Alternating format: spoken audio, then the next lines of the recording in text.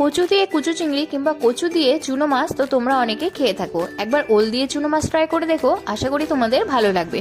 তো তার জন্য প্রথমে আমি ওলটাকে কিছুক্ষণ সময় ধরে ভাপিয়ে নেব, আর তারপর যে চুনো মাছগুলো ছিল সেগুলোকে ভালো করে ভেজে নিলাম, আর তারপরে এখানে ওলগুলোকেও ভেজে নিলাম। এবার কড়াইতে সর্ষের তেল দিয়ে তার মধ্যে পেঁয়াজ কুচি, রসুন কুচি, যে বাটা মশলাটা করেছিলাম সেটা, আর কিছুটা পরিমাণে টমেটো দিয়ে মশলাটাকে ভালো করে কষিয়ে নেব।